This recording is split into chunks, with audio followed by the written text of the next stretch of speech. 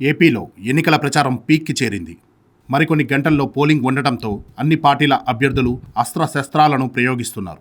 ఇప్పటికే పలువురు సినీ, టీవీ నటులతో పాటు సోషల్ మీడియా ఇన్ఫ్లుయెన్సర్స్ సైతం పలు పార్టీల అభ్యర్థుల తరపున ప్రచారం చేస్తున్నారు. అనుకోని విధంగా ఇప్పుడు కుమారి ఆంటీ సీన్లోకి వచ్చారు.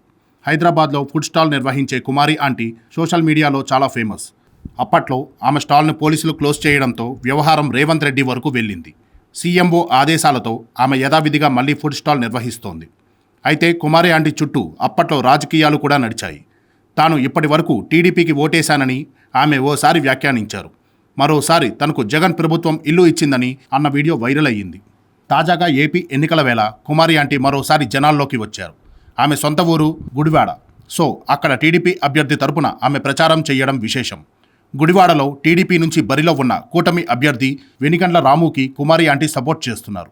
గుడివాడలోని 21, 24, 25, 31, 32 వార్డుల్లో ఎన్నికల క్యాంపెయినింగ్లో పాల్గొన్నారు.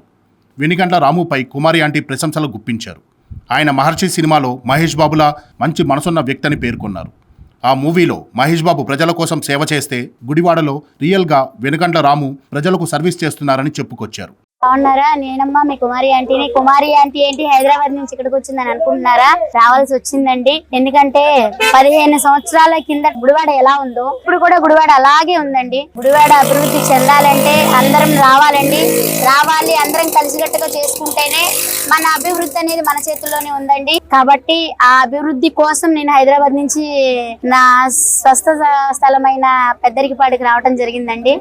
సో వెనిగండ్ల రాము గారు ఈ తెలుగుదేశం పార్టీ మహా కూటమిని ఘన విజయం చేసి అఖండ విజయం చేకూర్చాలని మనస్ఫూర్తిగా కోరుకుంటున్నాను. అలాగే మనకి ఇప్పటి వరకు ఉపాధి లేదు, అంటే ఉపాధి అంటే మనకి ఒక ఉద్యోగాలు లేవు, అలా లేకనే కదా మనకు ఒక పరిశ్రమలు లేకనే కదా మేము ఇక్కడి నుంచి పొట్టకూటి కోసం అక్కడ దాకా వెళ్లాల్సి వచ్చింది.